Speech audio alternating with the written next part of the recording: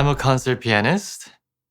Um, I'm a singer, arranger, and composer, writer. I do a lot of stuff. Some people call me jack of all trades. I was born in Seoul, Korea. My childhood, I was a book nerd.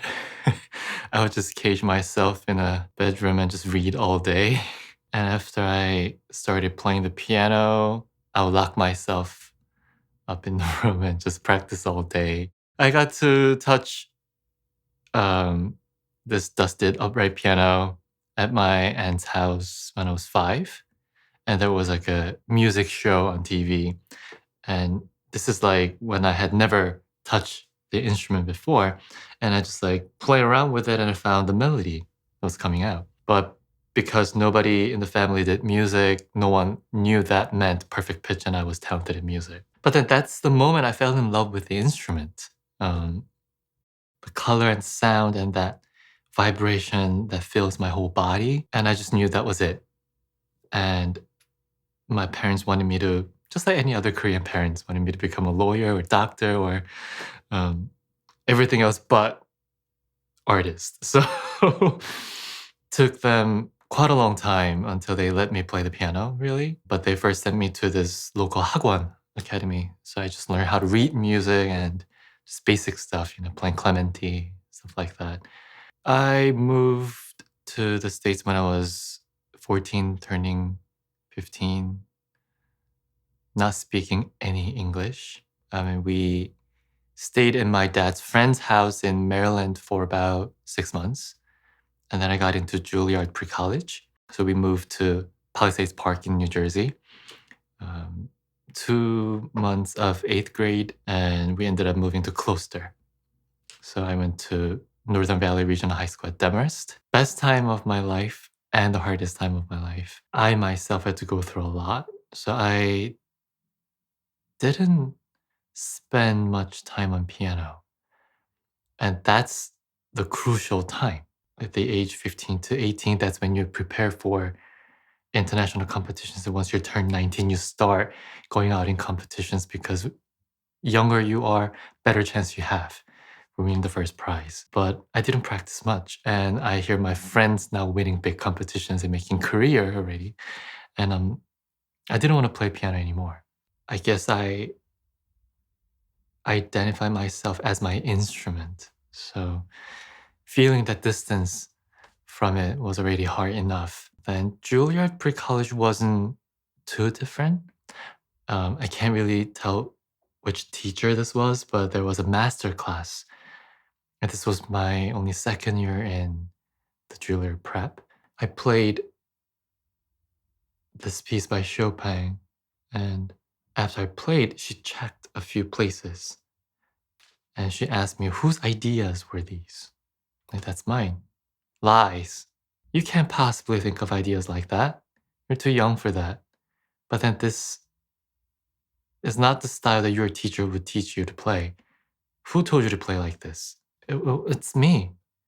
And then she laughed at me and told me that you need to learn to be a well-educated, honest person before you play piano. And she humiliated me in front of the entire audience. I thought America was going to be different. They would recognize the fact that I was different, but no one wanted to believe that I was just genuinely, instinctively different. They thought I wasn't supposed to be talented in a way. I don't know why. My whole life has been a quest to prove myself.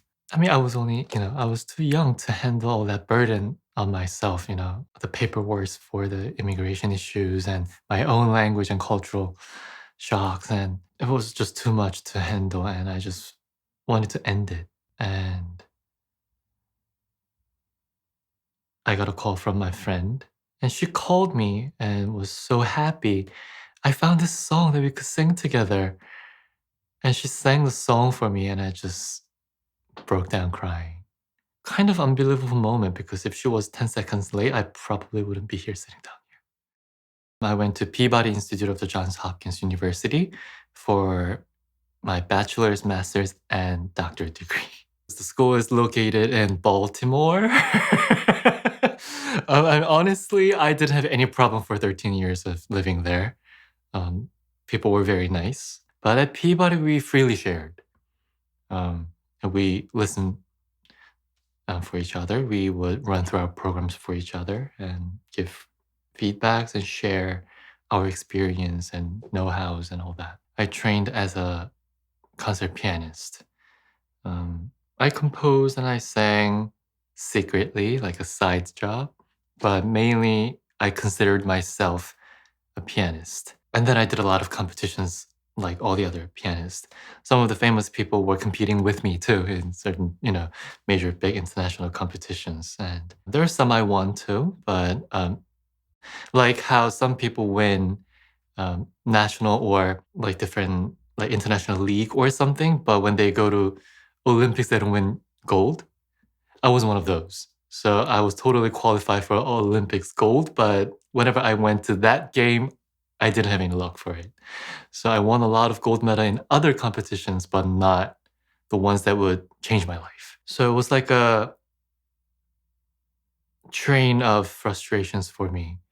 Um, until I was 22, 23, I won some things like back to back. And then I did even pass pre-screening rounds for 7 years. And that's when I began to produce my own concerts, made my own portfolio, and I would just send handwritten letters, emails, about 250 to 300 per year. Sometimes I would just visit them, knock on the door, get slammed. One by one, from small church series to big, whenever I got a chance, I gave 200% of me, and word spread fast, and I was able to make a living out of performing little concerts. I finished my doctorate degree at the end of February 2020, and that's when pandemic broke out. So all of my concerts got canceled, and I didn't know what to do for 3 months. And I came to Korea and I visited my very first teacher when I was 12, Dongchang Lim, Im Dongchang. He's a very interesting musician. So he was a pianist and he studied Western composition, but then he kept asking himself, what is truly my own music? And he wanted to find the answer to it. So he became a Buddhist monk and he came back out. He just disappeared into the woods for 10 years and came back out. He had like a very interesting story of his own. And he found the answer from traditional Korean music. He just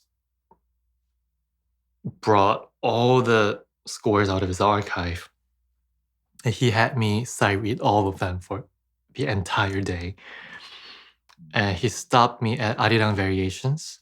It's 51-minute variations in 7 chapters. And I'll give you a week.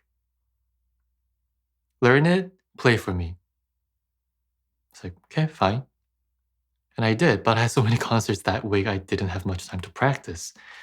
So I went back to him and I played it through. It's like, oh, disaster. But I think you can do it. Let's record an album.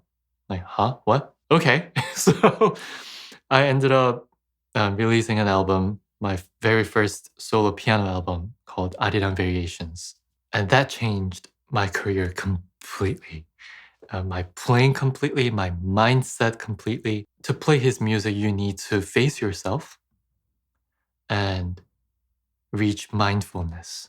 If you don't reach that state of mind, you can't make that one note sound tasteful. You just can't do that. So working his music, learning it was like changing my blood.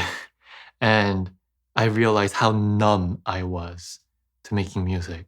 I practiced too much, I performed too much, and I wasn't really living the sound that I was producing.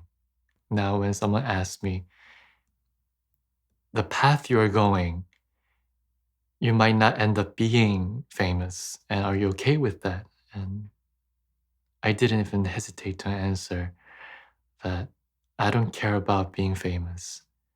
I just want to do what's right for me. And that's where I am as a pianist.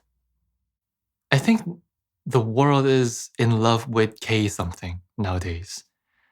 But if you think about it, K-pop, K-movie, anything that was not originated in Korea.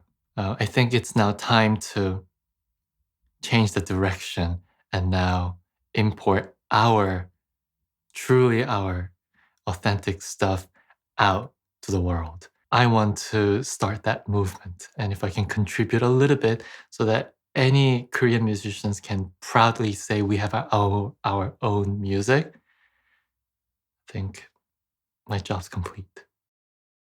My name is Edwin Kim, and this is my Korean American story.